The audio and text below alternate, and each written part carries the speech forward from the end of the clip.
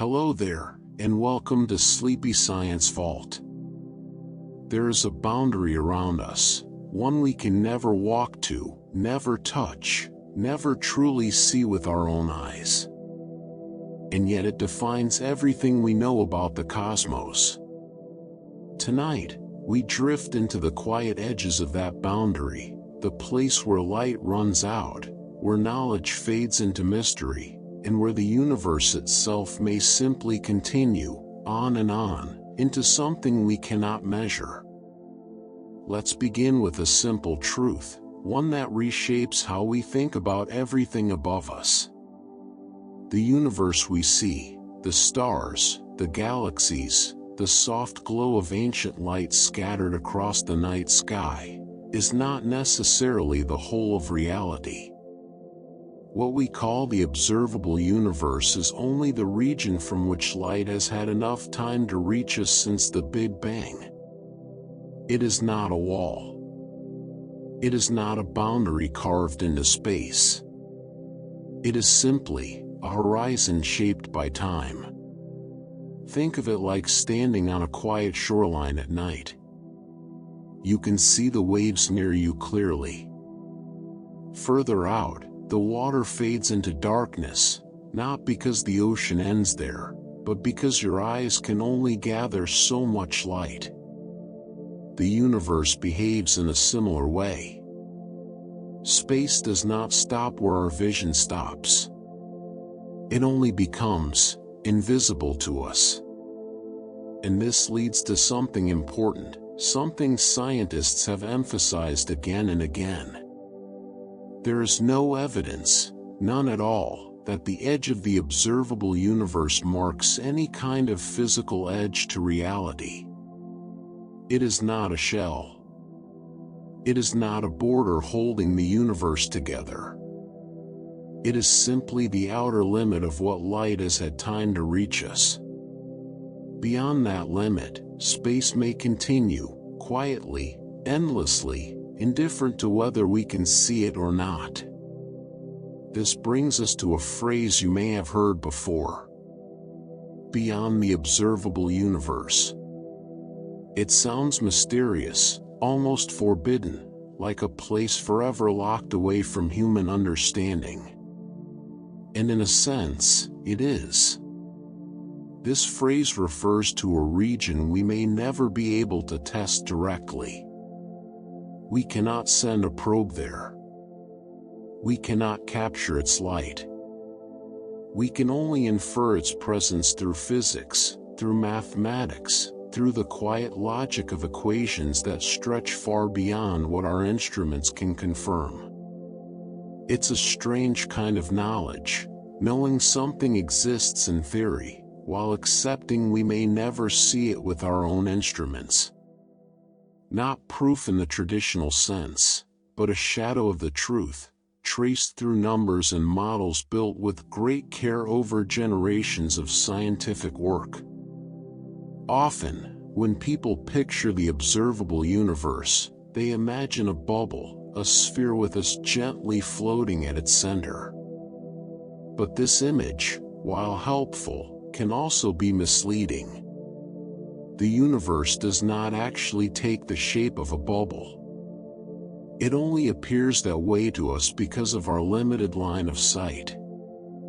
Light reaches us equally in all directions, and so our perception naturally forms a sphere around us, but that shape reflects our vantage point, not the true structure of the cosmos. It's a bit like standing in a foggy field at night with a single lantern. The light spreads outward evenly, creating a circle of visibility around you. But the field itself doesn't end where the fog begins. It merely fades from view. The universe offers us a similar illusion, one shaped by physics rather than the true architecture of space. This idea invites an even deeper question, one that touches philosophy as much as science. What does it truly mean to speak of something outside the universe? Some cosmologists define the universe as everything that exists, all of space, all of time, everything physical in any form. If that definition holds true, then the phrase outside the universe may not describe a location at all. It may be, quite simply, a meaningless combination of words. Not because the idea isn't fascinating, but because there may be nothing beyond everything for it to refer to. It's the kind of thought that can quiet the mind if you sit with it gently, not something to solve, but something to simply hold, turning it slowly like a smooth stone in your palm. Now let's return to the boundary we can actually study, the edge that defines what astronomers call the observable universe. This limit has a name, the particle horizon. It marks the greatest distance light has had time to travel since the beginning of the universe. Beyond this horizon, light simply hasn't had the time to reach us yet, not because nothing exists there, but because the journey would take longer than the age of the universe itself. This concept, the particle horizon, is essential to understanding cosmic distances. It represents the very edge of what we are capable of observing, a limit shaped entirely by time and the speed of light. Nothing mystical, nothing hidden by design, simply the natural consequence of a universe with a beginning, and light that travels at a fixed, unchanging speed. And here is where the numbers become almost dreamlike in their scale. The observable universe has a radius of about 46.5 billion light-years. At first, this might seem impossible. After all, the universe itself is only about 13.8 billion years old. How could light have traveled farther than the age of the universe would seem to allow? The answer lies in something profound. The universe itself has been expanding this entire time. As ancient light traveled toward us, the very fabric of space was stretching beneath it, carrying distant galaxies farther away even as their light continued its long journey toward Earth. So although the light began its path far closer to us, billions of years of cosmic expansion carried its source outward, extending the distance far beyond what the age of the universe alone would suggest. It's a strange and beautiful thing to imagine, light traveling toward us for billions of years, while the space it moves through quietly grows larger the entire time. Not unlike walking down a hallway that slowly lengthens with every step you take, and yet, eventually, the light still arrives. This expansion explains why the observable universe is roughly 90 billion light-years wide from edge to edge. Some measurements describe it as 93 billion light-years in diameter, slightly different figures depending on how precisely scientists calculate the expansion, but both numbers tell the same extraordinary story. Light from the farthest visible regions has been traveling for nearly the entire age of the universe, while space itself expanded around it, stretching the distance into something almost impossible to fully comprehend. Picture it for a moment, a sphere of light and galaxies, stretching 90 billion light-years across, all centered around the tiny place we call home. And even this vast, almost unimaginable expanse may only be a small fraction of everything that truly exists. There is something comforting in accepting the limits of what we can know.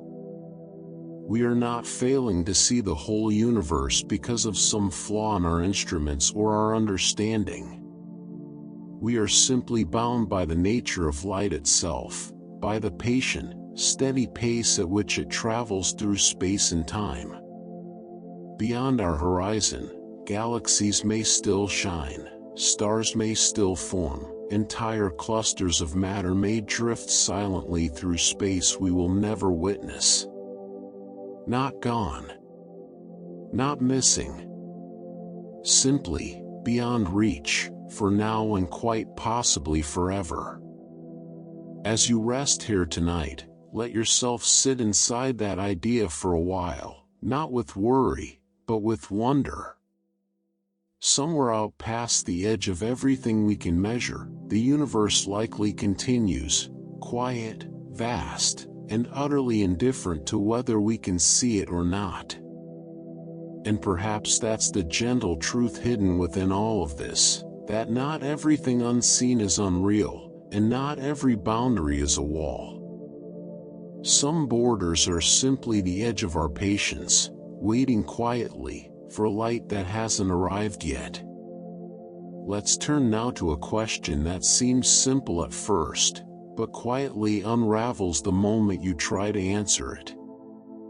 If the observable universe stretches out around us in every direction, where exactly is its center? The answer surprises most people the first time they hear it. There is no actual center to the observable universe, not one fixed point somewhere in space that holds a special position above all others. Every single observer, wherever they happen to be in the cosmos, sees themselves at the center of their own observable region. A civilization on a planet a billion light-years away would look out into space and see themselves surrounded by their own horizon, just as we see ourselves surrounded by ours. It isn't that we occupy some unique or privileged spot in the universe. It's simply a natural consequence of how light and distance work. Wherever you stand, the sky around you reveals only what light has had time to reach you from, and so, from every possible vantage point, the universe seems to curve outward evenly, placing that observer gently at the middle of their own personal sphere of visibility. This brings us to something quietly profound, the idea that the edge of what we see is also an edge of time itself. When we look out into deep space, we are not simply looking far away. We are looking backward, into the past. Light takes time to travel, and so the farther an object sits from us, the older the light we're receiving from it. A galaxy that appears billions of light years away isn't just distant in space, it's showing us what it looked like billions of years ago, long before our own planet even existed. In this way, the boundary of the observable universe isn't only a boundary of distance. It's a boundary of history. Beyond it lies not just unseen space, but unseen time, moments so early in the universe's story that their light simply hasn't had the chance to reach us yet. It helps to remember that this edge isn't a wall standing somewhere out in the dark. It isn't made of anything. It doesn't block light or stop matter from existing beyond it. It is, instead, a limit set entirely by time, specifically, by how far light has been able to travel since the universe began. Given enough time, that boundary will continue to expand, revealing regions of space that today remain hidden simply because their light hasn't arrived. So when people speak of an edge beyond the observable universe, they aren't usually describing a literal structure in space. They're describing a limit of information. It's less like reaching the edge of a room, and more like realizing you can only hear sounds that have had time to travel to your ears. The silence beyond isn't proof that nothing exists there. It only means the sound, or in this case, the light, simply hasn't reached you yet. This is often called the cosmic horizon, and it's a helpful way to think about the entire concept. A horizon, whether at sea or in the cosmos, doesn't mark the end of the world. It marks the limit of what your eyes can currently perceive. Sailors long ago understood this instinctively. Ships didn't vanish off the edge of the earth as they disappeared over the horizon. They simply moved beyond the reach of sight. The cosmic horizon works in much the same way, a boundary of what information can reach us, not a wall stretched across space itself. And interestingly, light isn't the only messenger that defines these boundaries. The universe has more than one kind of horizon. There are horizons for neutrinos, tiny, nearly massless particles that travel through space largely undisturbed. There are horizons for gravitational waves as well, ripples in spacetime itself, caused by massive cosmic events like colliding black holes. Each of these different signals, light, neutrinos, gravitational waves, has its own horizon, shaped by how each one travels through the universe and how easily it passes through matter and time. It's a beautiful thought, in its own quiet way, the universe speaking to us not through a single voice, but through many different signals, each reaching us on its own timeline, each revealing a slightly different piece of the story. Among these, there is a particularly special boundary tied closely to light itself, called the surface of last scattering. This marks the point at which the early universe finally became transparent enough for light to travel freely. Before this moment, the universe was a dense, hot fog of particles, so thick that light couldn't move through it in any straight, traceable path. Beyond this surface, ordinary light simply cannot reach us directly from any earlier time, because that light had nowhere clear to travel until this threshold was crossed. The light released at that moment still exists today, stretched, cooled, and transformed by billions of years of cosmic expansion. We call it the cosmic microwave background, and it may be one of the most remarkable relics ever discovered by science. This faint radiation carries within it a kind of echo, a photograph, in a sense, of what the universe looked like in its earliest, formative stages. By studying this ancient light with extraordinary care, cosmologists have been able to piece together clues about what the universe was like almost immediately after it began, its temperature, its density, the way matter was just beginning to clump together into the seeds of galaxies. It is, in many ways, humanity's oldest photograph, one taken not by any camera, but by the universe itself, developed slowly over billions of years. And here is perhaps the most quietly astonishing part. This cosmic microwave background doesn't appear in just one direction. It surrounds us, completely, and evenly, in every direction we look. At first, one might assume this means we sit somewhere special, perhaps near the very center of everything. But the truth is far more elegant. This even, glowing backdrop appears everywhere precisely because we are not standing at some unique physical edge of the universe. Instead, we are simply viewing a portion of a much larger whole, one where this same ancient light surrounds every observer, no matter where they happen to be. It's a gentle reminder that what feels personal, what feels centered around us, often reflects the nature of observation itself, rather than any true and singular position in space. As you rest in this thought tonight, imagine that faint, ancient light drifting silently in every direction around you, not pointing to you as special, but connecting you instead to something far larger, an echo from the earliest whispers of time, still traveling patiently through the universe, reaching you softly, after billions and billions of years.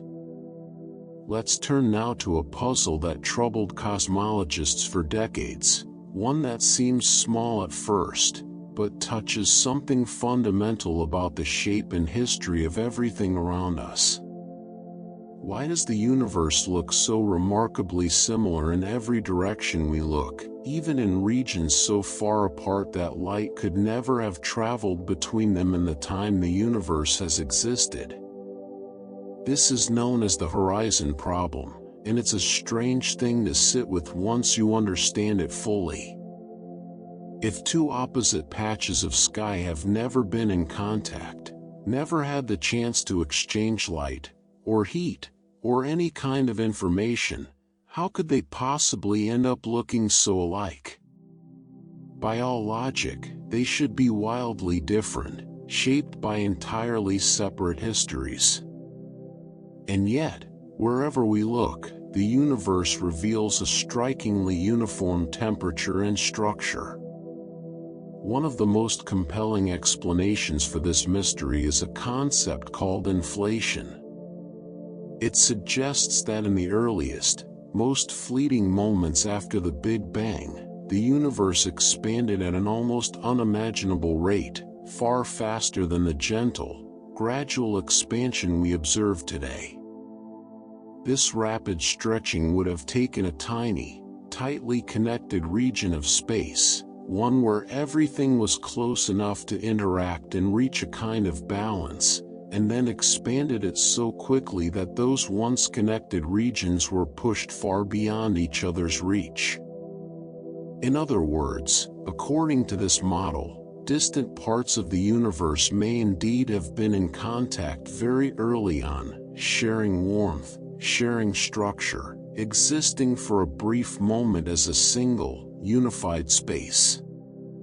Only afterward did inflation stretch that space apart, carrying those regions to opposite corners of the sky, far beyond where light could ever reconnect them again. What we see today as separate, disconnected patches of the universe may actually be distant echoes of a shared beginning, whispers from a time when everything was, quite literally, touching.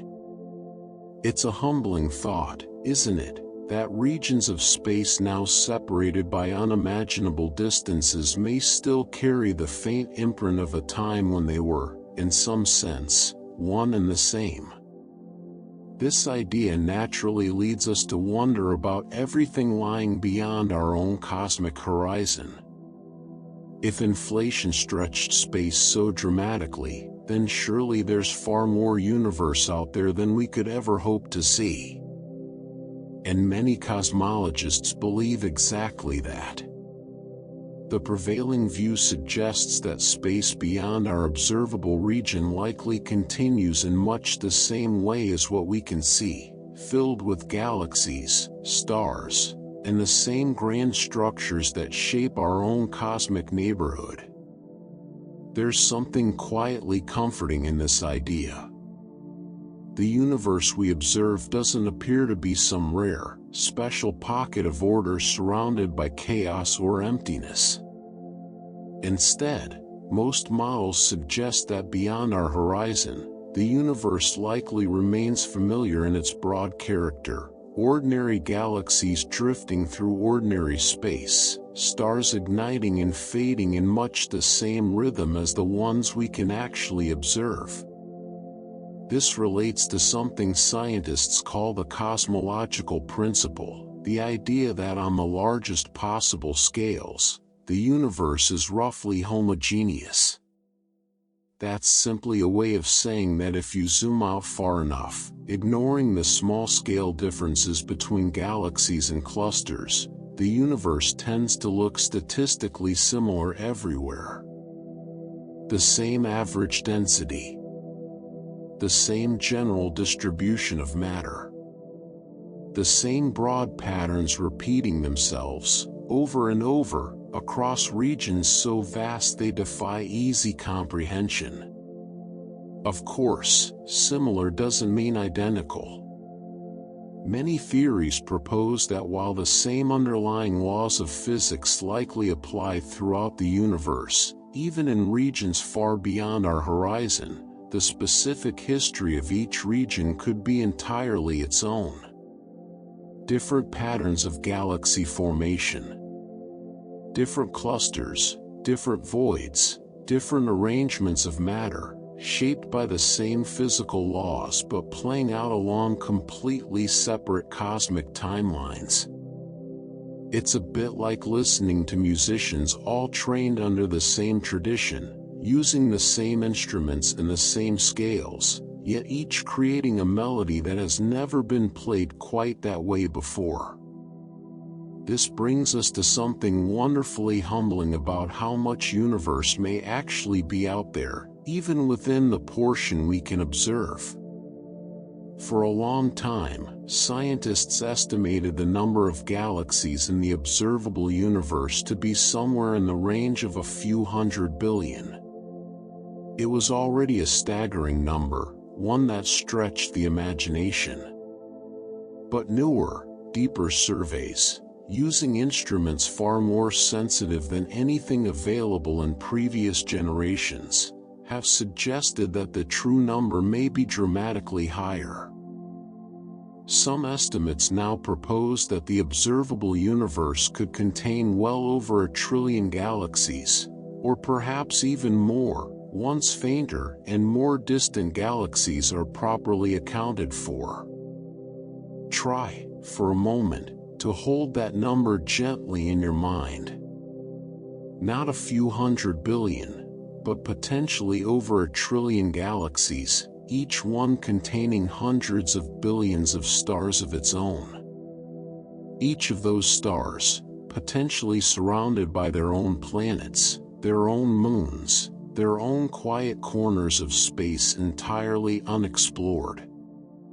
It is less a number and more an invitation to imagine scale on a level the human mind was never quite built to fully grasp, and yet somehow, we reach for it anyway.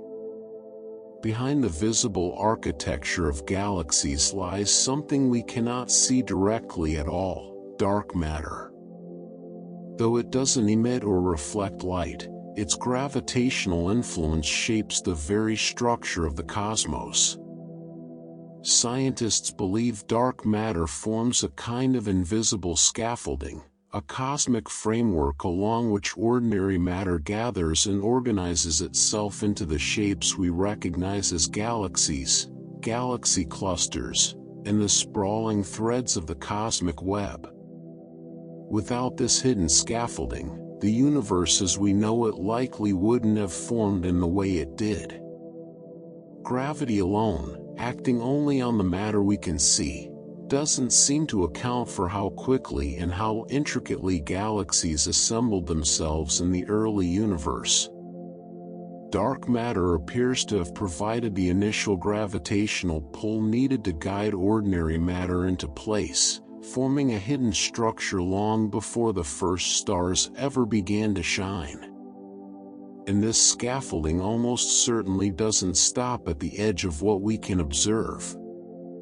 It likely continues quietly, extending its invisible framework across the same vast regions where ordinary galaxies are thought to exist beyond our horizon.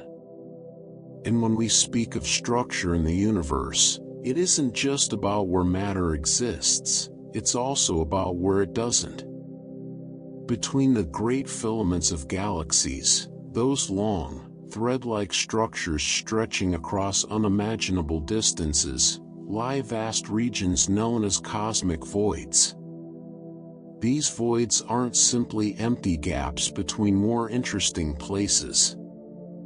They are, in their own right, extraordinary features of the universe's architecture. Some voids stretch across hundreds of millions of light-years, containing far fewer galaxies than the denser regions surrounding them, vast, quiet expanses of relative emptiness, nestled between glowing rivers of galactic light. This reveals something profound about the true nature of cosmic structure. The universe isn't simply a smooth, evenly scattered field of matter, nor is it just a chaotic scattering of galaxies. It is something more delicate and more deliberate than that, a vast cosmic web, woven from long filaments of galaxies, connected at massive nodes where galaxy clusters gather in great numbers, all surrounding wide, gentle voids of near emptiness. Matter and absence, together, shaping one continuous, breathing structure across the entire observable universe. It's worth pausing on that image for a moment, the universe not as a random scattering of stars, but as something closer to a vast, living lattice, threads of galaxies stretching across the dark, gently framing pockets of quiet space in between. Structure and stillness, existing together, each one giving meaning to the other. As you drift deeper into rest tonight, let yourself imagine this soft, sprawling web extending endlessly in every direction, far beyond anything human eyes could ever hope to see. Somewhere out past our horizon, galaxies continue to gather along invisible threads of dark matter, framed by great voids of silence, following the same physical laws that shaped our own small corner of existence. Not identical to what we know, but built, most likely, from the very same quiet architecture, an architecture that may stretch on, gently and endlessly, for longer than the mind can truly follow. Somewhere far beyond the reach of our telescopes, the patterns we've come to know so well may begin to shift, quietly, gradually, into something we've never encountered before. Tonight, we drift past the edges of familiarity, into the realm of possibility itself, where the universe may still follow the shape of a web, but perhaps not one that resembles anything close to what we've mapped so carefully here at home. We spoke earlier of the cosmic web, that vast, delicate structure of filaments and voids, stretching galaxies along invisible threads of dark matter. But it's worth remembering something important. Everything we've mapped, every filament, every void, every great cluster of galaxies we've carefully charted across the sky, represents only the portion of the universe close enough for its light to have reached us. The true cosmic web, if such a thing exists on the grandest possible scale, may extend far beyond anything we've been able to observe. What we've traced so far may be nothing more than a single, small segment of an immensely larger network, one whose true size and shape remain completely unknown to us. It's a bit like tracing the roots of a single tree, believing you understand the whole forest, only to realize that forest may stretch for thousands of miles beyond the reach of your sight. What we call the cosmic web may, in truth, be only the nearest branch of something almost incomprehensibly larger. And this leads to an intriguing question among researchers today. Could there be cosmic structures out there, beyond our horizon, even larger than the greatest ones we've already mapped? Some of the filaments and galaxy clusters we've discovered within our observable universe already stretch across distances that challenge the imagination, structures so immense that light takes hundreds of millions of years just to cross from one end to the other.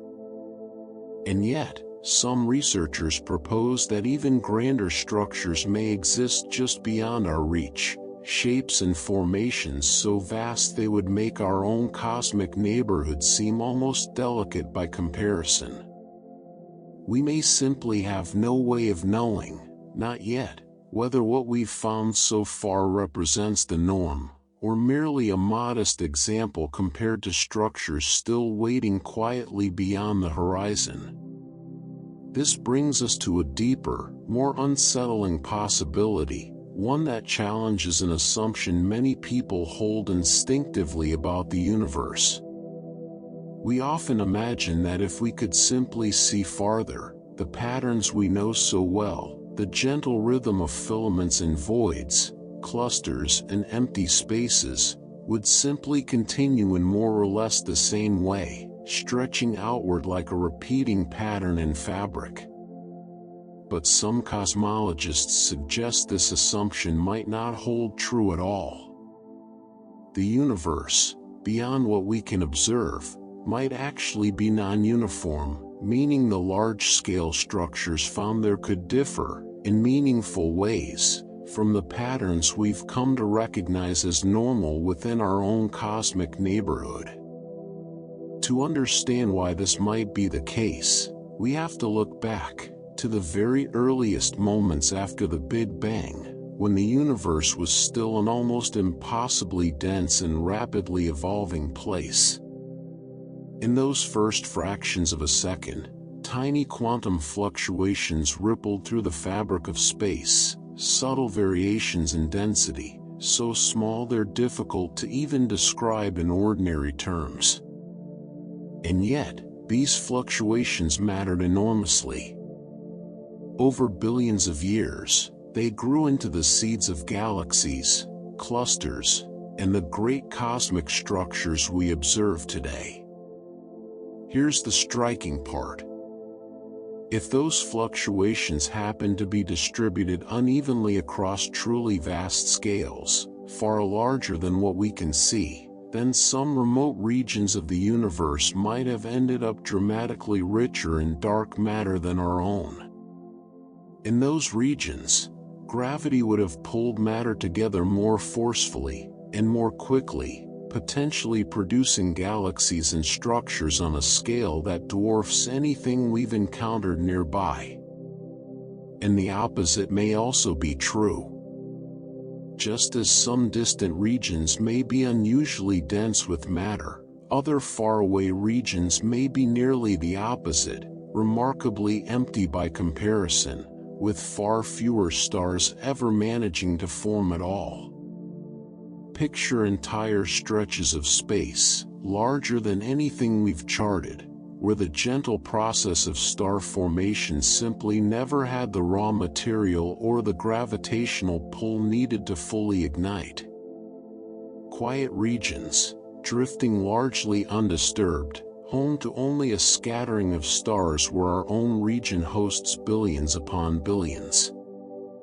It's a strange thing to imagine, standing in a version of the universe so sparse, so still, that entire galaxies as grand as our own Milky Way might simply never have come into being.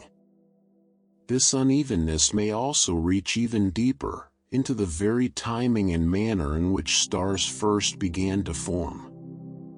In our own corner of the universe, star formation followed a fairly familiar rhythm, shaped by the specific density conditions present in our region during those early, formative epochs. But if other regions experienced meaningfully different density conditions, shaped by their own unique early fluctuations, then stars there may have formed under an entirely different timeline. Some regions may have ignited their first stars far earlier than our own corner of space managed to. Others may have taken far longer, delayed by different gravitational conditions, different densities, different cosmic circumstances entirely. It suggests something quietly humbling, that our own cosmic history, the timeline of stars and galaxies we've so carefully reconstructed through patient observation, may represent just one particular story among countless other possible stories, each shaped by its own unique set of early conditions. Some theories go even further still, suggesting that regions beyond our horizon might differ in ways that reach beyond density and structure alone. If the distribution of matter varies dramatically enough across sufficiently vast scales, then even the large-scale geometry of space itself, the very shape and curvature of the cosmos in those distant regions, might appear noticeably unfamiliar compared to what we observe locally. Space that curves differently. structures that form according to patterns entirely foreign to anything we've grown accustomed to. Not impossible, simply unfamiliar, shaped by a history entirely separate from our own. And perhaps most striking of all are the models suggesting something even more fundamental might shift in these distant realms. Some researchers have proposed, cautiously and speculatively, that certain physical constants, values we tend to think of as fixed and universal, such as the strength of gravity, or the precise charge carried by a single electron, might vary ever so slightly from one region of the universe to another. It's an idea that unsettles some scientists and fascinates others in equal measure. We build our entire understanding of physics upon the assumption that these constants remain the same everywhere, at every moment, throughout the universe.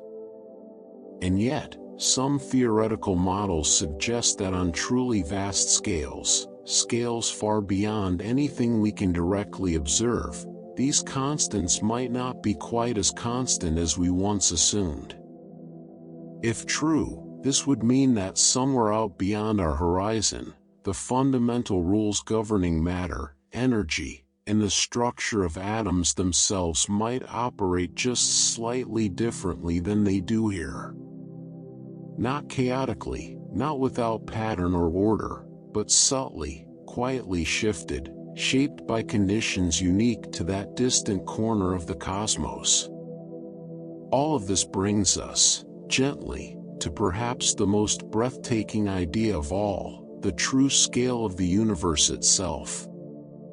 Everything we've discussed so far, the observable universe, its trillion or more galaxies, its sprawling cosmic web of filaments and voids, represents only the portion of the universe close enough for its ancient light to have finally reached us. But many cosmologists believe the whole universe, the true, complete universe, extends dramatically farther than this, far beyond anything light could ever hope to carry to our eyes, no matter how much time we're allowed to pass. Some inflation-based models take this idea even further, suggesting the true universe could be staggeringly larger than the portion we're able to observe, not simply larger by a modest margin, but larger by many orders of magnitude. If these models are correct, then what we call the observable universe, this vast expanse stretching some 90 billion light-years across, filled with more galaxies than we can meaningfully count, might represent only the tiniest, most infinitesimal fraction of everything that truly exists. It's difficult to hold this thought fully in the mind without feeling something close to reverence. The universe we can see, as overwhelming and vast as it already feels, may be nothing more than a single grain of sand resting quietly upon an endless, invisible shore, a shore that stretches so far beyond our reach that even our most advanced instruments, and our most ambitious mathematics, can only gesture toward its true scale, without ever fully grasping it. As you rest here tonight, let this thought settle over you gently, like a soft and heavy blanket of stars. Somewhere far beyond anything we could ever hope to observe, the universe may continue, larger, stranger, and infinitely more varied than anything captured within our own quiet corner of existence. Different densities, different histories, perhaps even different rules, woven quietly into regions of space we will never see, never measure, and never fully understand. And yet, here we remain, small, curious, and endlessly reaching outward. Wrapped safely within our own gentle bubble of light and time, peering as far as physics will allow, content, for tonight, to simply imagine everything that lies quietly, just beyond our sight. let's allow ourselves, for a while, to sit with numbers so large they almost stop feeling like numbers at all, and drift instead into something closer to pure wonder. Tonight, we turn toward the true size of the universe itself, a question that stretches far beyond anything we've considered so far, and one that may never fully resolve, no matter how long we study the sky. We've spoken already about the observable universe, that vast sphere nearly 90 billion light-years across, filled with more galaxies than the human mind can comfortably hold. And yet, according to some cosmological models, this entire, staggering expanse may represent only the smallest possible fraction of everything that truly exists. Not a modest slice. Not even a significant portion. Some models suggest our observable universe could be little more than a negligible patch, a single, quiet corner nestled somewhere within a cosmos so much larger that comparing the two feels almost meaningless. It's a strange kind of humility, isn't it, realizing that everything we've ever seen, every galaxy, every star, every distant point of light captured by our most powerful telescopes, might amount to little more than a rounding error against the true scale of the whole universe. Some estimates go even further, suggesting the difference between the observable universe and the full universe may be so extreme that it becomes almost impossible to describe in any meaningful way.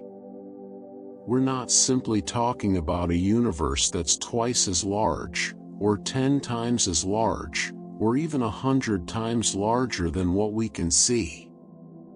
Some calculations propose a difference so vast that our usual sense of scale simply breaks down entirely, numbers that technically mean something mathematically, but that no human mind could ever truly picture in full.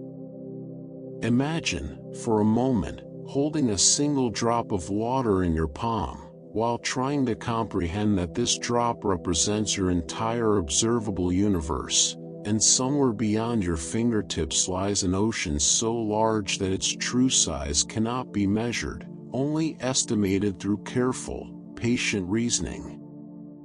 That may be closer to the truth than most of us instinctively assume. Some more specific models offer numbers that, while still almost impossible to visualize, at least give us a starting point for comparison. Certain calculations suggest that the full universe, if these models hold true, could be at least 250 times larger than the observable portion we're able to study today. Even this more modest estimate is difficult to fully absorb. Imagine multiplying everything we've discussed tonight, every galaxy, every filament, every quiet cosmic void, by 250, just to begin approaching the true size of everything that may exist. And this is considered, by some, one of the more conservative estimates. So how do scientists even begin to justify numbers this extraordinary? Much of this reasoning comes from careful measurements of the universe's overall geometry, specifically, its curvature. When astronomers study the large-scale structure of the cosmos, using subtle clues like the patterns found within the cosmic microwave background, they consistently find that the universe appears remarkably close to flat. Not curved inward like the surface of a sphere. Not curved outward like a saddle. But flat, in the sense that parallel lines, stretched out across the universe, would likely remain parallel indefinitely, rather than eventually meeting or diverging. This flatness carries significant implications. In a universe with strong positive curvature, space itself could eventually loop back on itself, creating a finite, enclosed cosmos, similar in concept to the surface of a sphere. But the flatness we observe suggests something quite different, a universe that may, in fact, extend infinitely in every direction, without any natural boundary or edge to eventually curve back upon. It's a subtle but profound distinction. A flat universe doesn't just imply that space happens to be very large. It genuinely leaves room for the possibility that space is unlimited, stretching outward, forever, without any natural point where it might finally come to an end. This same idea of near-perfect flatness reinforces something we touched on earlier. Because large-scale measurements consistently reveal such minimal curvature, many cosmologists now consider it entirely plausible that the universe extends far beyond simply very large. It may, in fact, be infinite. Not metaphorically, not poetically, but truly, mathematically infinite, a universe with no ultimate edge, no final boundary, and no point at which space itself simply runs out. If this is true, then a fascinating and almost dizzying consequence follows naturally. In an infinite universe, there will always be more universe waiting beyond whatever horizon we happen to observe. No matter how far our technology eventually allows us to see, no matter how many billions of additional light-years future instruments might reveal, an infinite universe guarantees that there will always be more space beyond that new horizon as well. The observable universe would never catch up to the whole, because in an infinite cosmos, there simply is no whole to catch up to. There is only more. Some researchers and authors have embraced this idea directly, arguing that the balance of evidence, particularly the extreme flatness observed across the largest measurable scales, makes an infinite universe not just possible, but genuinely plausible. If they're right, then the countless galaxies we've discussed tonight, the trillion or more scattered throughout our observable region, represent only the faintest beginning of a story that quite literally never ends. And if the universe truly is infinite, something remarkable follows from that idea, something that sits somewhere between mathematics and pure philosophy. In a universe with truly infinite space, and a roughly consistent, repeating distribution of matter throughout, every possible arrangement of particles, every conceivable configuration of atoms, would eventually occur somewhere, not just once, but infinitely many times, scattered endlessly throughout the depths of space. This leads to strange and almost dreamlike possibilities. If space is infinite, and matter continues in familiar patterns far beyond what we could ever observe, then somewhere out there, impossibly distant regions might contain nearly identical arrangements of matter to our own, entire structures echoing patterns found here on Earth, not through any connection or cause, but simply through the vast, patient laws of probability, playing out endlessly across infinite space. It's a thought best held loosely, not something to fully believe or dismiss, but simply something to imagine gently, the way you might imagine the shape of a dream just before drifting fully into sleep. Yet infinity isn't the only possibility on the table. Some cosmologists propose a different, equally fascinating alternative, the idea that the universe could be finite, yet still have no actual edge. This might sound contradictory at first, but it becomes easier to understand with a helpful comparison. Imagine the surface of the Earth. It is undeniably finite. You could, in theory, measure its entire surface area with precision. And yet, if you were to walk in a straight line across that surface, you would never encounter an edge, a wall, or a boundary where the Earth simply stopped. You would simply continue walking, indefinitely, eventually returning to where you began. Some models suggest the universe could behave in a strikingly similar way, though across 3 dimensions rather than 2.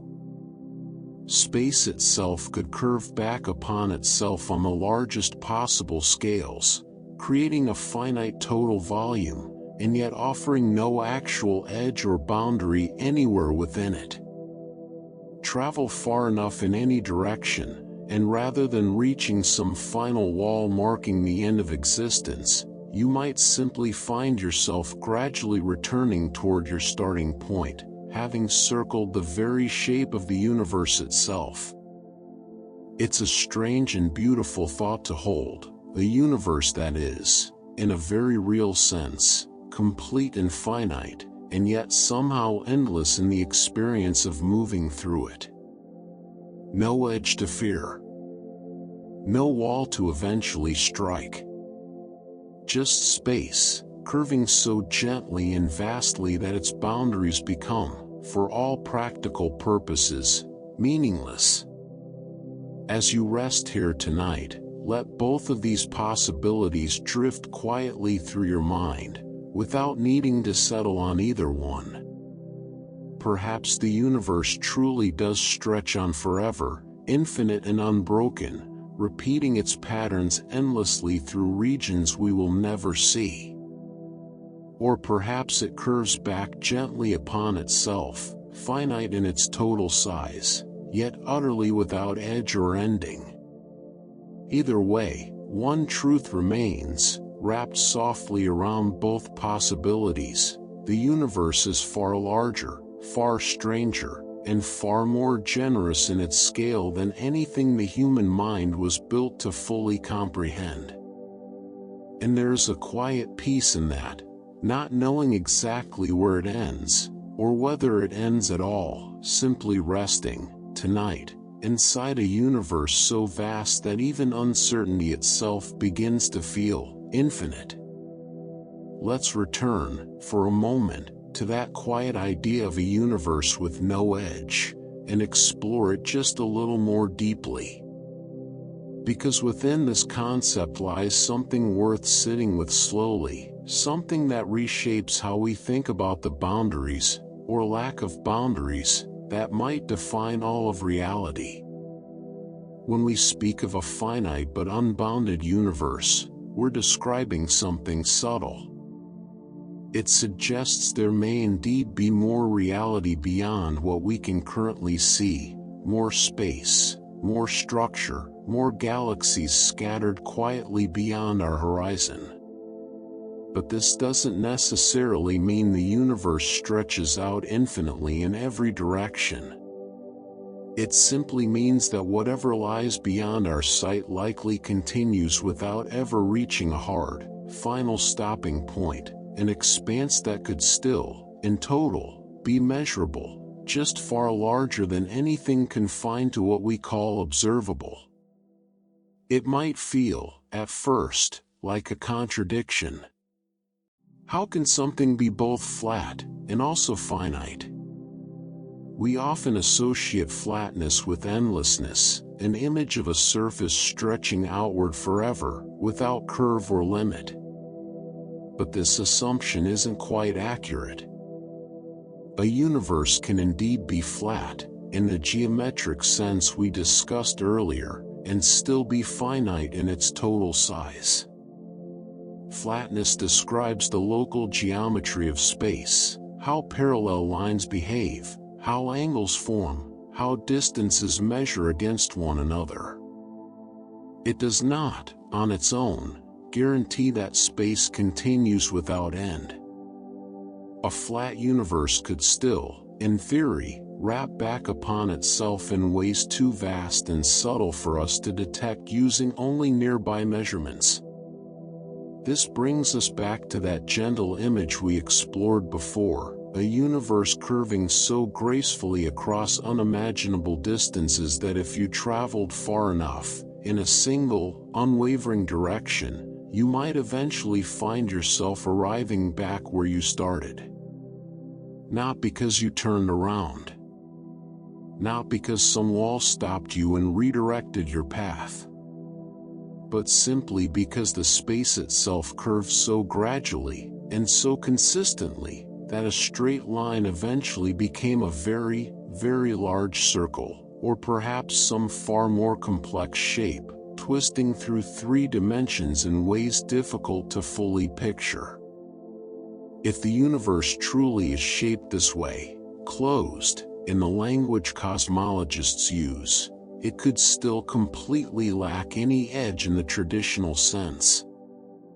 There would be no boundary marking where space ends. No wall, no void, no sudden stop. Simply space, curving so gently across such extraordinary distances that its finite nature would remain hidden from anyone attempting to observe it directly, from any single vantage point within it. It's a rather elegant possibility, isn't it? A universe complete in itself, whole and finite, yet entirely without borders.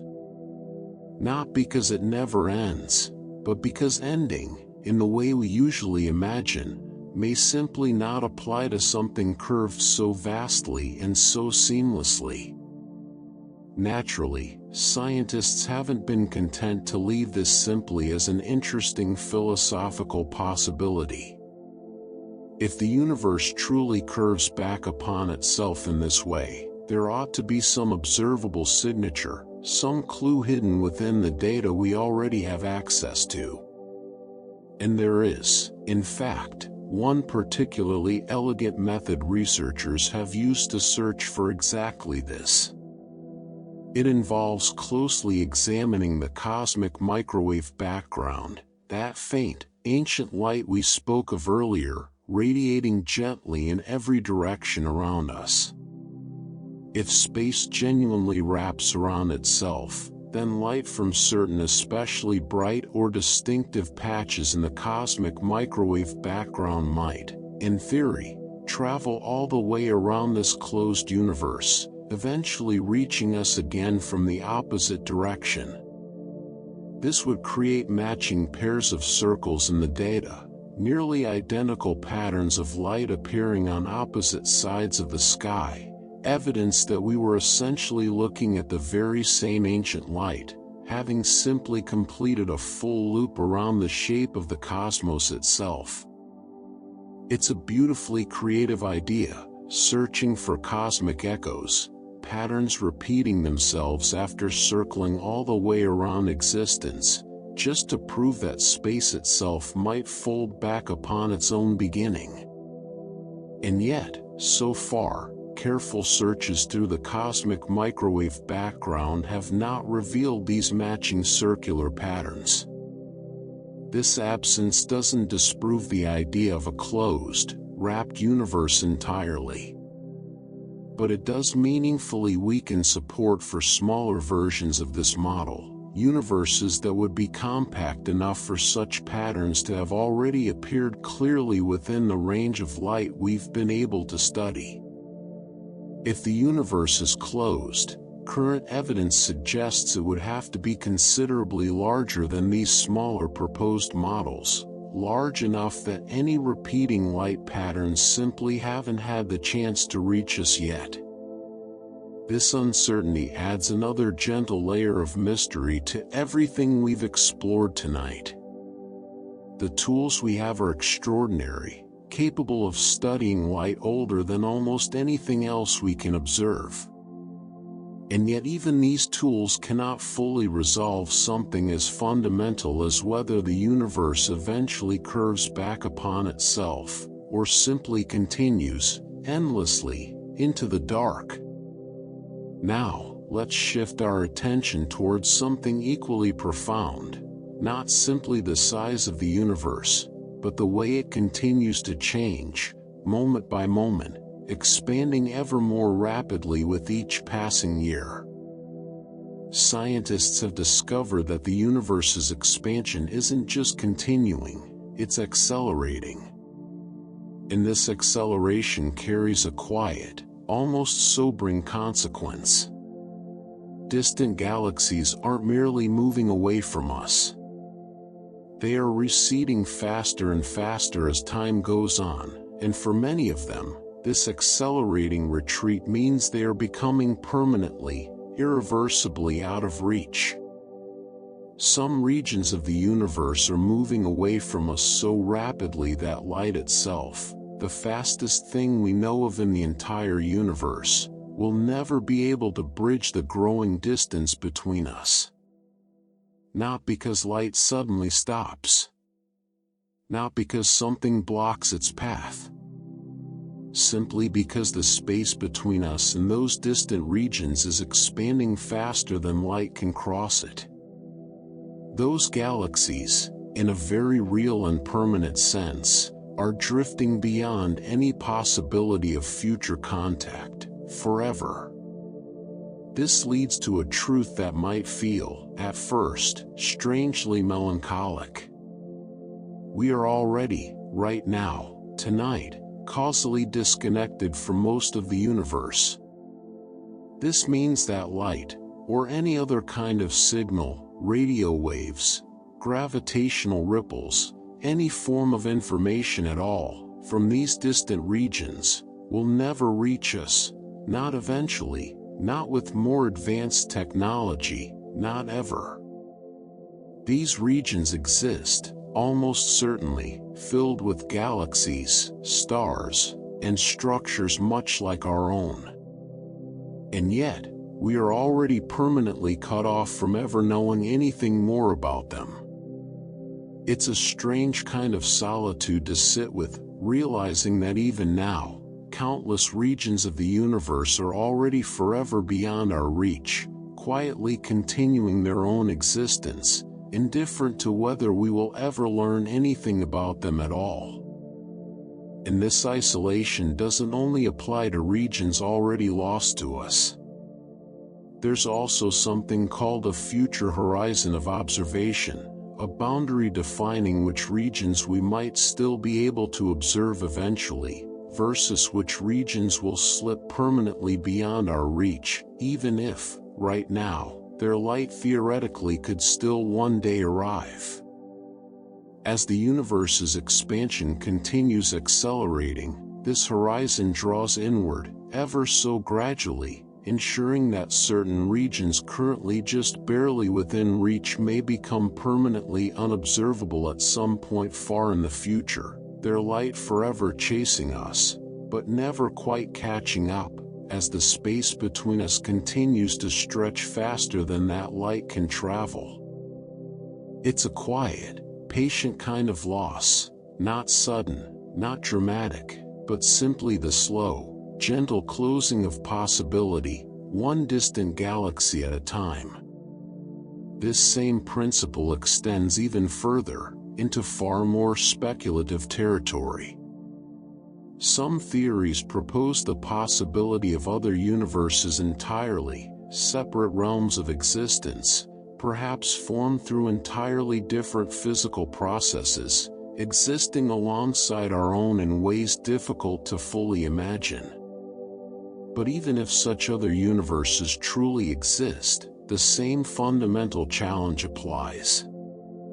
If the space between our universe and theirs continues expanding, just as space expands between galaxies within our own universe, then any connection, any potential contact, could become permanently impossible, not through any deliberate separation, but simply through the quiet, relentless stretching of space itself, growing wider and wider until true contact simply cannot occur.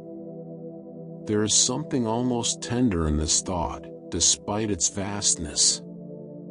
So much of the universe, so much of potential reality itself, may exist forever beyond any possibility of contact, not lost through conflict, not hidden through mystery, but simply separated by distance and time expanding faster than anything could ever cross. As you rest here tonight, let yourself hold this quiet duality gently in your mind. The universe may curve back gracefully upon itself, complete and whole, with no true edge at all. Or it may stretch outward without limit, expanding forever, carrying entire galaxies beyond any hope of future contact. Either way, we remain here, small, quiet, and endlessly curious, surrounded by a universe that continues to drift, gently and irreversibly, into distances we may never fully understand. And perhaps, tonight, that's enough, simply to imagine it. To feel the shape of something so much larger than ourselves, without needing to hold every answer, and to let that vastness settle over you now, soft and boundless, as you finally drift, quietly, into sleep. Let's pause here on something worth understanding clearly, before we drift further into the more mysterious corners of tonight's journey. When we speak of the limits to what we can observe, we aren't describing a limitation of our instruments, our telescopes, or our technology. These horizons exist because of the fundamental physics of light and time itself. Even with instruments far beyond anything we can currently imagine, some parts of reality may remain permanently beyond direct observation, not because we haven't looked hard enough, but because the very nature of an expanding universe places certain regions forever out of reach. And yet, within this permanence, there is also a quiet kind of change happening constantly, almost invisibly, all around us. The observable universe, as vast as it already is, isn't a fixed, unchanging boundary frozen in time. It grows, slowly and steadily, as more light continues arriving from increasingly distant reaches of space. Each year, each passing moment, ancient light that began its journey billions of years ago finally completes its long crossing, arriving here for the very first time. In this sense, the edge of what we can see isn't static at all. It is, quite literally, expanding outward, revealing more of the universe to us with every day that passes. This means the cosmic horizon we've spoken of throughout tonight isn't some permanent, unchanging wall. It shifts gently over time. Regions of space that were once completely invisible to us, their light not yet having had the chance to arrive, gradually come into view as the necessary time finally elapses. We are, in a very real sense, watching the universe slowly reveal itself to us, not all at once, but patiently, one photon at a time, across billions of years. There's something almost moving about this idea, once you sit with it for a while. Somewhere out in the darkness tonight, light is still traveling toward us, light that left its source before the Earth even existed, before our sun ignited, before anything resembling life had ever formed anywhere nearby. And it continues traveling, quietly, patiently, until the moment it finally reaches us, expanding, ever so slightly, the boundary of everything we're able to know.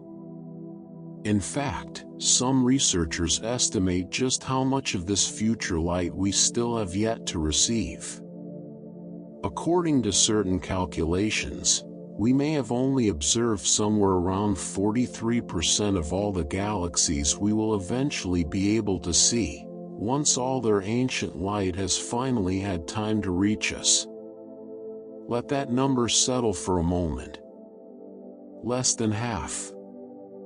This means that more than half of everything we will eventually be capable of observing, entire galaxies, entire clusters of stars, remains hidden from us today, not gone, not destroyed, simply still traveling toward us across the vast, patient distances of space. It's a strange and beautiful kind of anticipation, isn't it? Knowing that future generations, perhaps centuries or millennia from now, will look up into the night sky and see galaxies that remain completely invisible to us tonight. The universe, in this sense, is still slowly unveiling itself, a story being told to us one photon, one galaxy, one horizon at a time. But this expansion of our vision won't continue indefinitely into the future. As we discussed earlier, the universe's expansion continues accelerating, and this acceleration carries consequences that stretch far into the ages ahead. In the distant future, this same accelerating expansion may begin working in the opposite direction. Rather than revealing more of the universe to us, it may gradually take galaxies away from view instead. Regions currently visible to us today may eventually cross beyond the reach of light entirely, fading from any future observer's sky, no matter how patient or how advanced their instruments may become. It's a bittersweet symmetry, when you think about it carefully. We are, right now, living through an era of expanding visibility, watching new galaxies slowly reveal themselves as their ancient light finally arrives. But somewhere far in the future, this same universe may begin quietly closing that window instead, hiding away galaxies one by one, as accelerating expansion carries them beyond any hope of future contact. Perhaps we exist during a rare and fortunate moment in cosmic history, a time when the sky is unusually rich with visible galaxies, before the long, slow fade into isolation begins. Now, let's turn our attention to something more mysterious, hints and whispers within our data that some researchers believe might hold subtle clues about the universe beyond our horizon. If space beyond what we can observe truly differs in meaningful ways, perhaps in density, perhaps in structure, some theorists propose that such differences might leave faint, subtle signatures somewhere within the cosmic microwave background, that ancient light we've returned to so many times tonight. One particularly intriguing example is something known simply as the cold spot. Within the cosmic microwave background, most regions show relatively uniform temperature variations, tiny fluctuations, but generally consistent across the sky. Yet in one particular region, astronomers discovered an unusually large, unusually cold area, colder than what typical models would predict. Some researchers have proposed that this anomaly might be connected to something unusual in the large-scale structure of the universe, perhaps an enormous void, larger than anything else we've mapped, sitting quietly along that particular line of sight. Others suggest it could hint at something even stranger, possible evidence of unusual structure existing beyond our observable horizon entirely, its gravitational influence somehow leaving a faint imprint on the ancient light passing near it. It remains one of the more debated mysteries in modern cosmology, a single cold patch in an otherwise remarkably uniform sky, quietly hinting that something unusual might be happening, just beyond the edge of what we can directly confirm. Alongside the cold spot, researchers have also identified another curious pattern within the cosmic microwave background, one that's earned the rather dramatic nickname, the Axis of Evil. Despite its striking name, the phenomenon itself is more subtle than dramatic. It refers to certain large-scale patterns within the cosmic microwave background that appear to align along a particular axis across the sky, an alignment that shouldn't necessarily exist if the universe were perfectly random and uniform in every direction. Some researchers view this alignment as simply an unusual statistical fluctuation, a quirk of limited data rather than evidence of anything deeply significant. Others, however, wonder whether it might hint at some unexpected large-scale structure or asymmetry, shaping the universe in ways not yet fully understood. And then there's an idea known as dark flow, perhaps one of the more provocative and controversial proposals in recent cosmological research. Some studies have suggested that certain distant galaxy clusters appear to be moving, ever so slightly, in a consistent direction, a subtle but measurable drift, seemingly pulled towards something unseen, some unknown source of gravitational influence lying beyond our observable horizon. If confirmed, this would suggest that regions of matter existing beyond what we can directly observe might still be gravitationally influencing structures within our own visible universe, reaching across the cosmic horizon itself, invisible, yet somehow still exerting influence. It remains a deeply contested idea within the scientific community. Many researchers have raised valid concerns about the data and methods used to detect this apparent motion, and further studies have produced mixed and sometimes contradictory results. And yet, the idea itself continues to capture imaginations, precisely because of what it might imply, if it were ever fully confirmed. This leads us to a broader and truly fascinating possibility, the idea that matter existing entirely outside our observable universe might still, in subtle ways, influence what happens within it. Gravity, after all, doesn't necessarily respect the same limits as light. Some theoretical models suggest that extremely large-scale structures, perhaps far beyond anything we could ever directly observe, might still exert a faint gravitational pull on galaxies and structures within our own visible region, nudging their motion ever so slightly, in ways that might one day be detected through careful, patient observation. If true, this would mean that even the boundary of our cosmic horizon, so often treated as an absolute limit of interaction, might not be entirely absolute after all. Gravity, quiet and patient, might still reach across distances that light itself can never bridge, connecting us, in some small and immeasurable way, to regions of the universe we may never see, and may never fully understand. As you rest here tonight, let yourself imagine that quiet possibility drifting gently through the dark, invisible structures, far beyond anything our eyes could ever perceive, reaching toward us not through light, but through the slow, patient pull of gravity itself.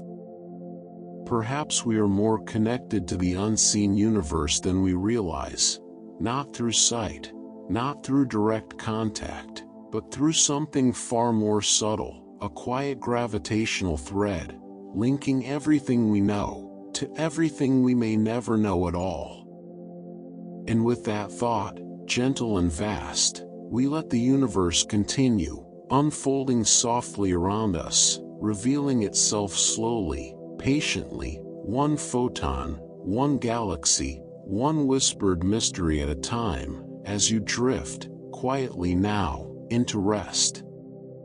Let's linger a bit longer on this quiet idea of gravitational influence reaching across distances that light itself could never cross. Because it opens something worth exploring more fully, a strange and delicate kind of detective work, where scientists search not for the thing itself, but for the faint fingerprints it might leave behind. Some researchers have proposed that if truly massive structures exist beyond our observable horizon, we might still detect their presence indirectly, through the subtle gravitational influence they exert on galaxy clusters within our own visible universe. Imagine watching a group of ships drifting slowly across open water, and noticing that their paths curve ever so slightly, as if something unseen were gently pulling them off course. You wouldn't need to see the source of that pull directly. You would simply need to notice the pattern, the subtle drift, the quiet evidence written into their motion. This is, in essence, the approach some cosmologists have taken when studying unusual patterns of movement among distant galaxy clusters.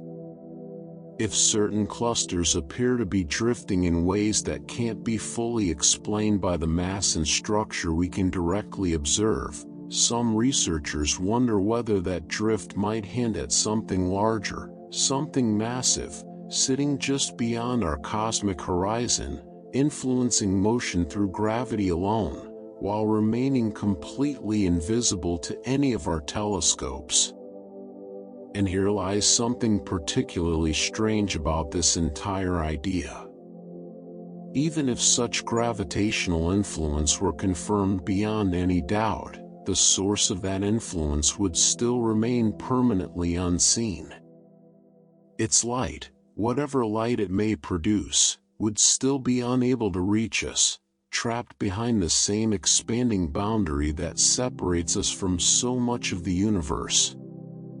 We might, in this way, come to know something is there, without ever being able to look directly at it. Knowing through influence alone, rather than through sight.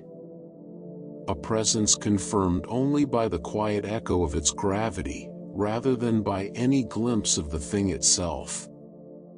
It's a rather profound way to encounter the universe, isn't it? Learning something exists, not because we've seen it, but because we've noticed the way everything else around it gently, quietly responds to its presence. This approach, of studying the visible universe carefully for indirect clues, represents much of how cosmologists engage with the deeper mysteries of what lies beyond our horizon.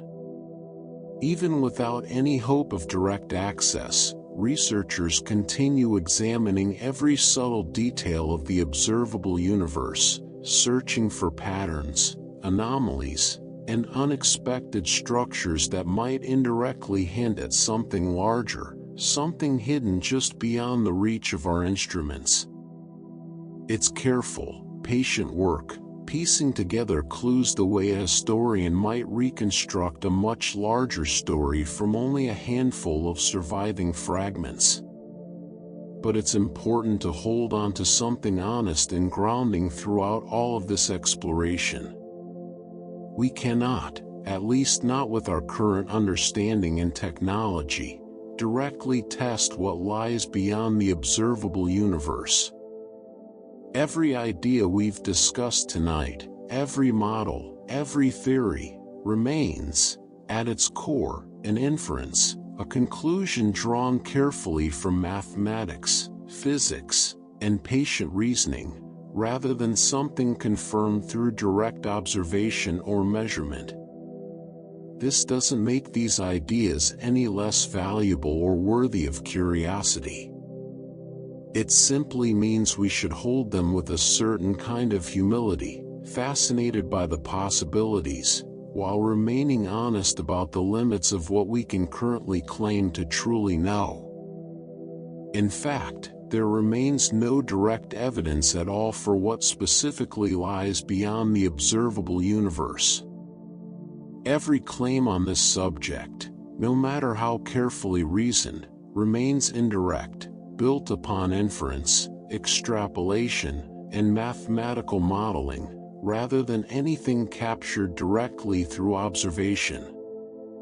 This is simply the nature of studying something fundamentally beyond our reach. We can reason about it. We can build careful models around it. But we cannot yet reach out and touch it directly, in the way we can with galaxies and structures closer to home. Because of this, many of the ideas we've explored tonight remain firmly within the realm of theory. Some scientists go even further, suggesting that certain aspects of what lies beyond our cosmic horizon may never become directly testable, no matter how far our technology eventually advances. If regions of space are permanently separated from us by the accelerating expansion of the universe itself, there may simply be no possible experiment, no imaginable instrument, capable of ever closing that gap. Some mysteries, it seems, may remain mysteries not because we haven't tried hard enough, but because the very structure of reality itself may quietly place them forever beyond our reach. And yet, even within these limits, some of the most captivating ideas in modern cosmology continue to emerge, ideas that stretch our imagination even further than anything we've discussed so far tonight.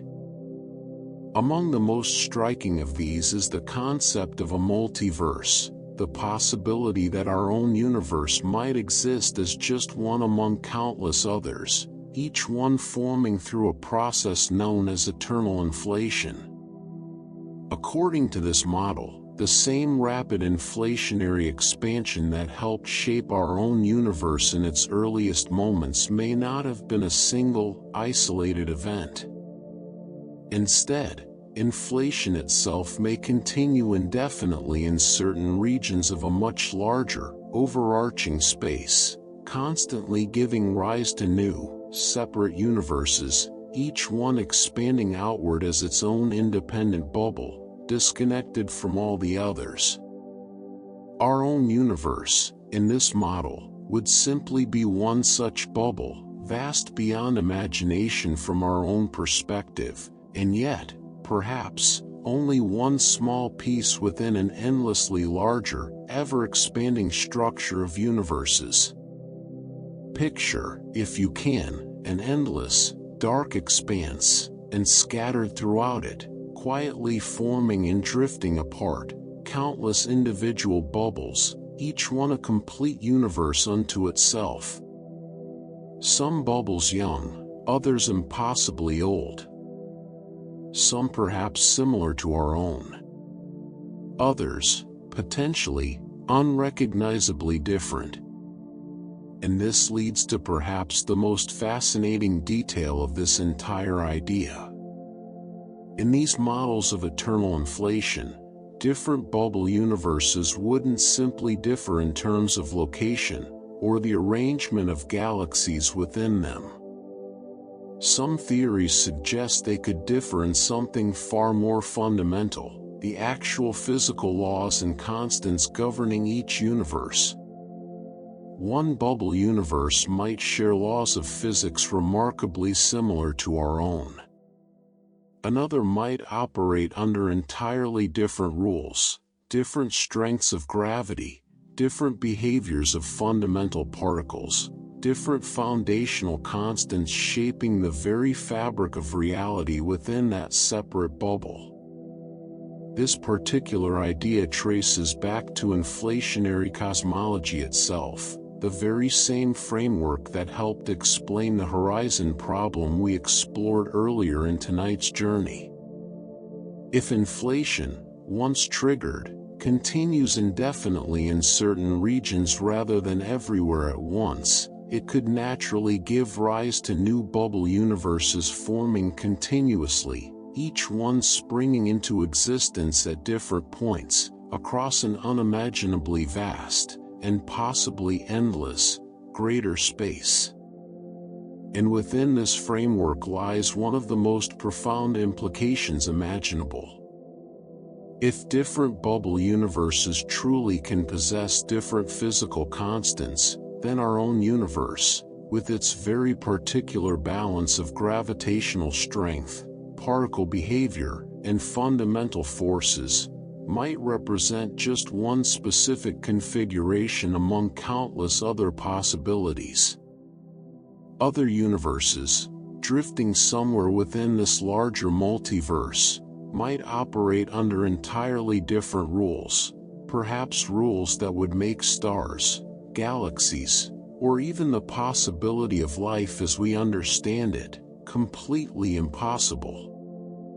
Or perhaps, in other bubbles entirely, conditions might align just as delicately as they have here, allowing entirely different, entirely unfamiliar forms of complexity and structure to emerge. It's a thought that stretches gently at the edges of comprehension, not just wondering what lies beyond our observable universe, but wondering whether the very rules shaping our own universe are themselves simply one variation, among countless others, scattered quietly throughout something far larger than any single universe could ever be. As you rest here tonight, let this vast, layered possibility settle softly over you. Perhaps our universe drifts alone, vast and singular, extending endlessly in every direction. Or perhaps it exists as just one small bubble, one quiet variation, among countless others, each shaped by its own unique laws, its own unique story, forming and drifting apart within something so much larger that even the word universe begins to feel insufficient. Either way, here we remain, small, endlessly curious, wrapped gently within our own particular bubble of stars and quiet certainty. Content, for tonight, simply to imagine everything that might exist, just beyond the soft, patient edge of everything we know. Let's stay a while longer within this idea of a multiverse, not to claim it as settled fact, but simply to explore it with the same gentle curiosity we've carried through the rest of tonight's journey. It remains, above all else, a hypothesis, a genuinely fascinating one, supported by careful mathematical reasoning, and yet still entirely unconfirmed by any direct observation. Our universe may indeed be just one bubble among countless others. Or it may not be. Tonight, we simply allow ourselves to wonder.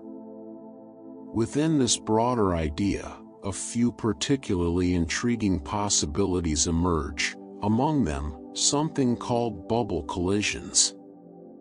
If our universe truly formed as one bubble among many, drifting within some larger inflationary space, then it's conceivable that other bubbles might have formed nearby, close enough, in fact, that our own bubble could have brushed against, or even collided with, another one entirely.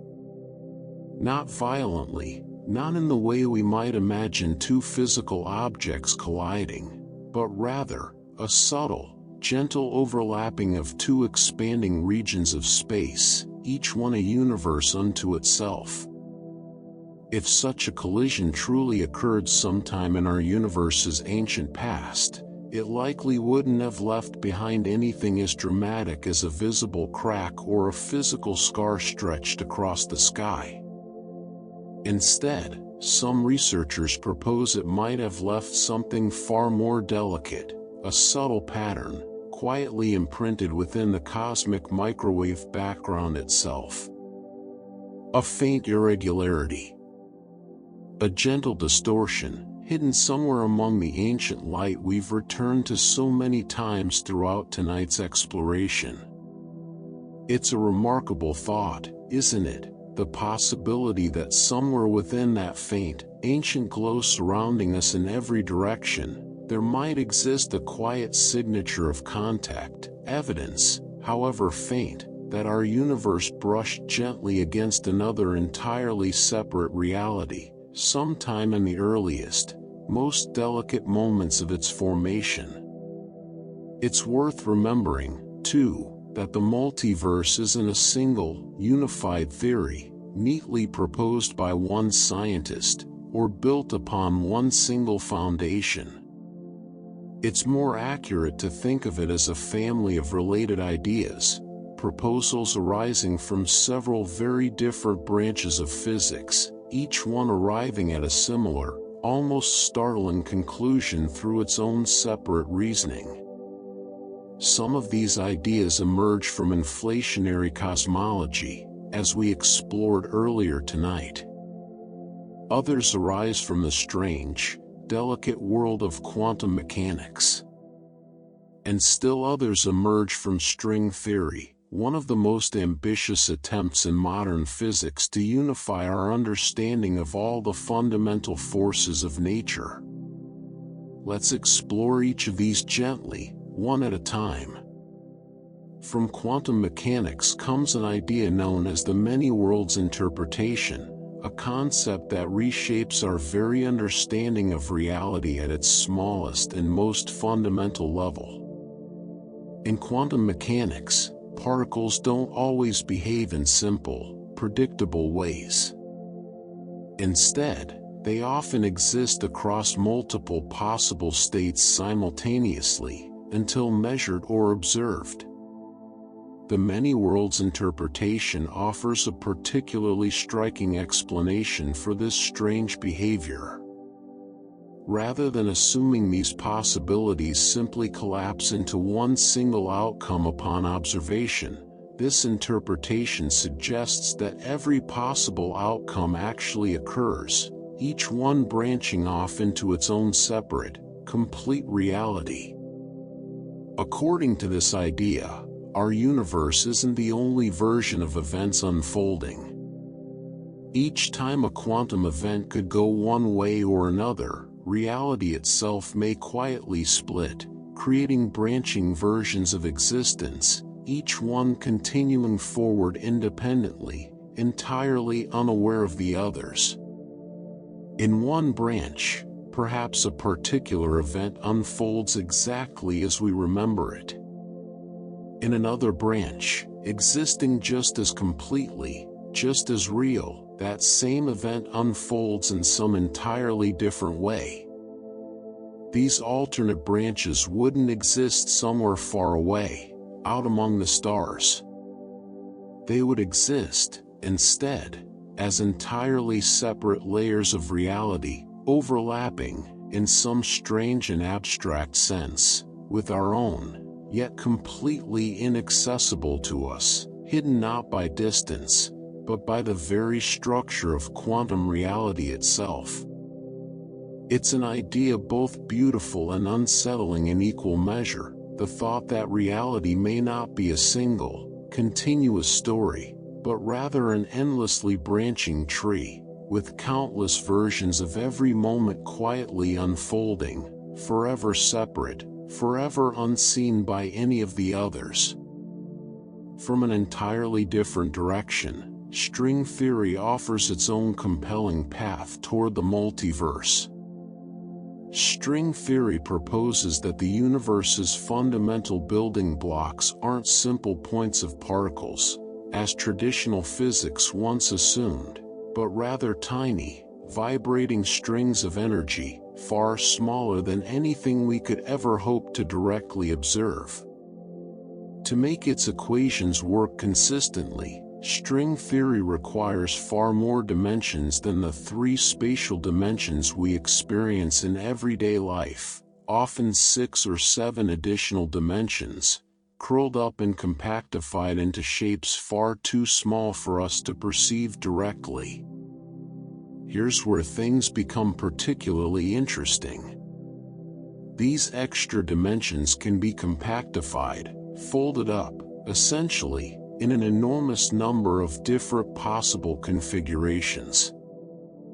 And according to string theory, each of these different configurations could give rise to a different, self-contained universe, each with its own distinct physical properties, shaped entirely by how those hidden dimensions happen to be arranged. This means that in these string-based multiverse models, different universes wouldn't just differ in size, structure, or the arrangement of galaxies. They could differ in something far more fundamental, the very effective laws of physics governing each individual universe.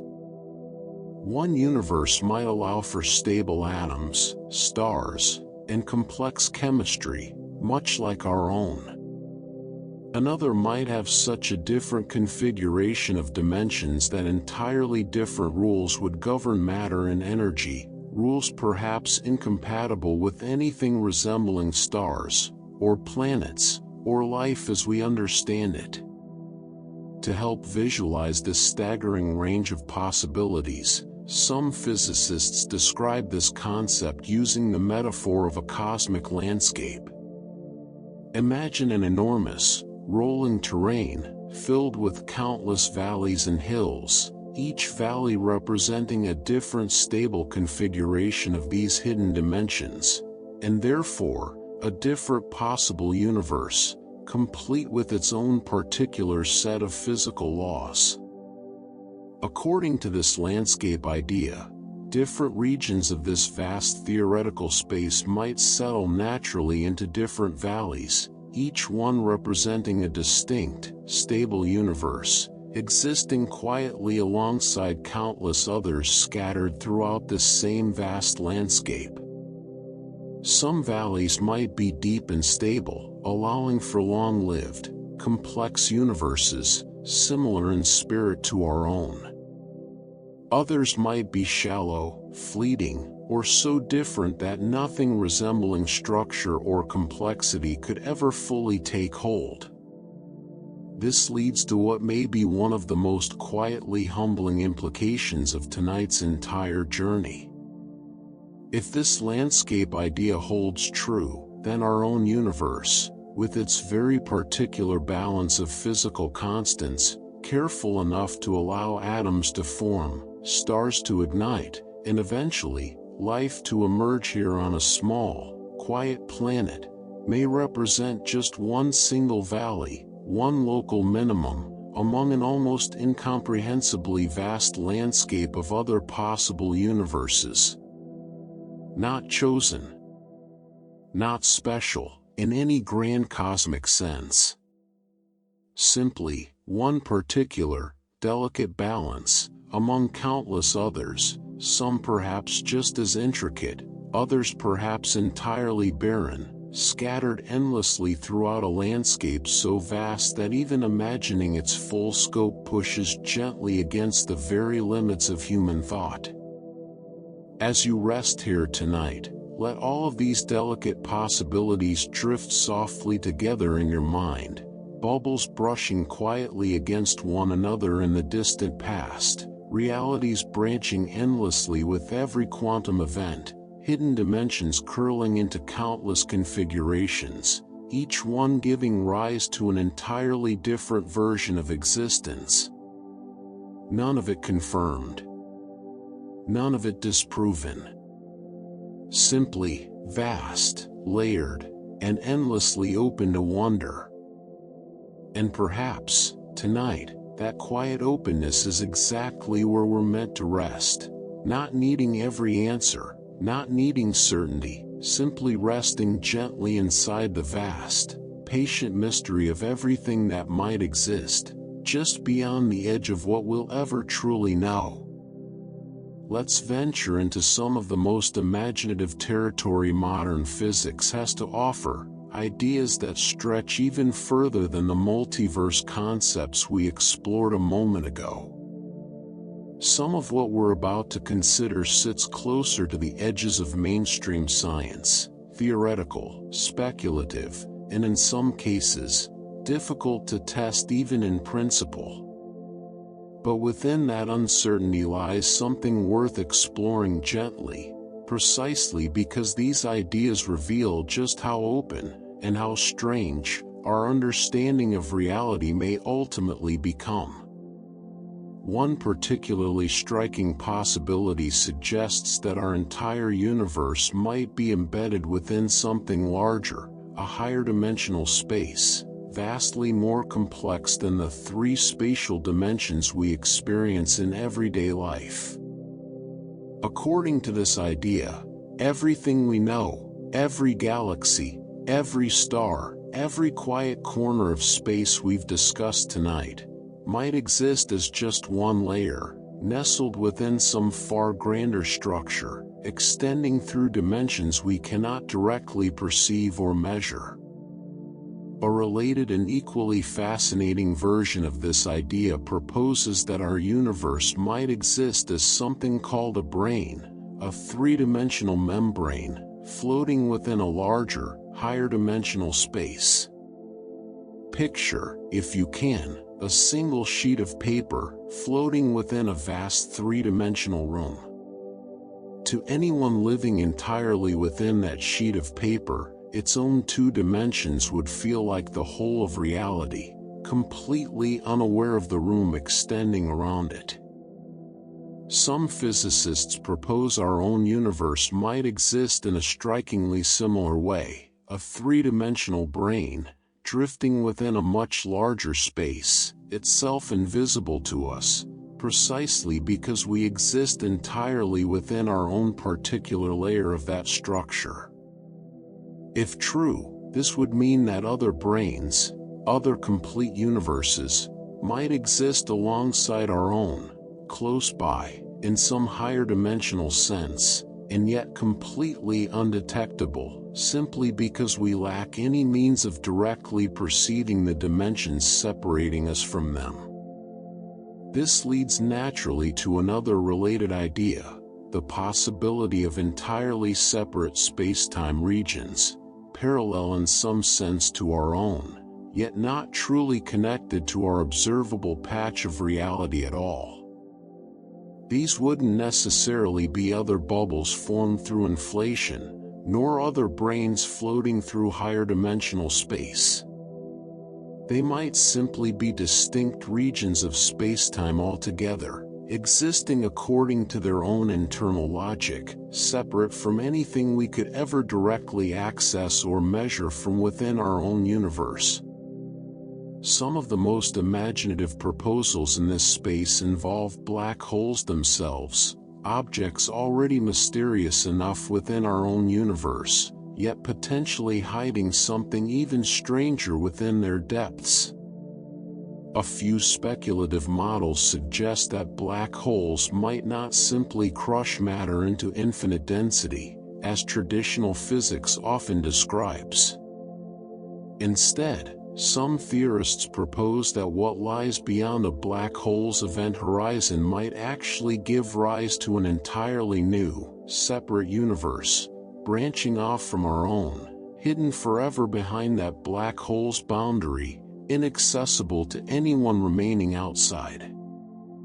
This idea inspired physicist Lee Smolin to propose something particularly imaginative, known as cosmological natural selection. According to this hypothesis, universes might reproduce, in a sense, through the formation of black holes, each new universe inheriting physical laws similar, but not necessarily identical, to the universe that produced it. Over countless cosmic generations, Smolin suggested, this process might favor universes especially efficient at producing black holes, gradually shaping the fundamental physical constants we observe today, through something resembling evolution, playing out across almost unimaginable timescales. It's a strange and captivating thought, the idea that our own universe's particular balance of physical laws might not be simply random or accidental, but instead, quietly shaped by a process resembling natural selection, echoing gently across generations of universes we could never directly observe. Alongside this idea, the renowned physicist Roger Penrose has proposed an entirely different, yet equally fascinating possibility, a cyclic model of cosmology. Rather than viewing our universe as beginning once, with a single Big Bang, and eventually fading towards some final, quiet end, Penrose suggests that one cosmic epoch might, in a subtle mathematical sense, connect directly to another entirely new epoch, effectively creating a repeating, cyclical structure across unimaginable stretches of time. In this model, what we perceive as the beginning of our universe might actually represent the quiet continuation of some earlier cosmic era, one cycle gently giving way to the next, again and again, perhaps without any true, singular beginning at all. Yet another remarkable idea reshapes not simply what might exist beyond our observable universe, but how reality itself might be fundamentally structured. This is known as the holographic principle, a hypothesis suggesting that everything we experience as three-dimensional reality might actually be encoded upon a distant, two-dimensional boundary, somewhat like an extraordinarily detailed hologram. According to this idea, the deep, three-dimensional richness of our universe, galaxies, stars, and everything we've explored together tonight, might ultimately be a projection, a physical manifestation of information stored along some far more fundamental boundary, existing at the true edge of everything we know. It's a concept that quietly challenges our most basic assumptions about the nature of reality itself, suggesting that the universe we experience so vividly and directly might, at its deepest level, be something closer to information, carefully encoded and projected outward into the rich, three-dimensional world we've come to know as home. There are even a few speculative voices who wonder whether consciousness itself might play some subtle role in how reality unfolds beyond our observable limits.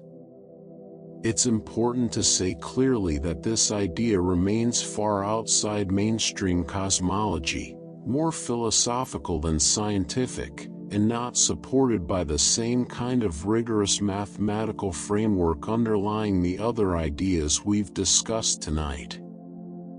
And yet, even at the very edges of serious scientific inquiry, some thinkers continue to wonder whether the act of observation, or perhaps even awareness itself, might hold some deeper, still poorly understood connection to the nature of reality at its most fundamental level. Through all of these remarkable, imaginative possibilities, one honest and grounding truth remains quietly present beneath everything we've explored tonight. Even if other universes, other brains, other cyclical epochs, or entirely separate regions of spacetime truly exist, current science offers no known way to travel to them, nor to measure them directly, in any manner available to us today. These ideas remain, for now, careful mathematical extensions of what we do understand, elegant, thoughtful, and worth exploring, and yet still firmly beyond anything we can test, confirm, or directly observe.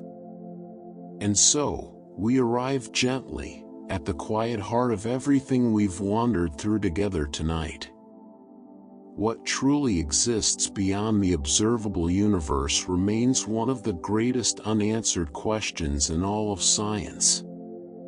It may be more of the same familiar cosmic architecture, galaxies and filaments continuing quietly into the dark. It may be something stranger, other bubbles, other brains, other layers of reality entirely, hidden just beyond the reach of anything we could ever directly perceive.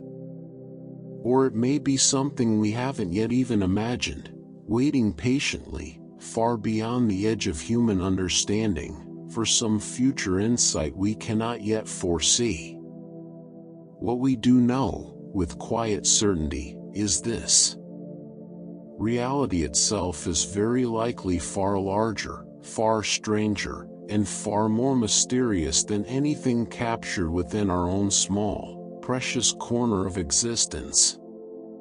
And there is a certain peace available within that uncertainty, not needing every answer tonight, not needing to resolve every mystery we've gently turned over together. Simply resting, instead, inside the vastness itself, small, curious, and quietly at peace, beneath a universe so much larger than anything the mind was ever meant to fully hold. As you drift now towards sleep, let every question we've explored tonight settle softly around you, unresolved and unhurried, bubbles and brains, cycles and horizons, ancient light still traveling quietly through the dark. Somewhere out there, beyond everything we've been able to see or measure or imagine, the universe continues, patient, silent, and endlessly vast.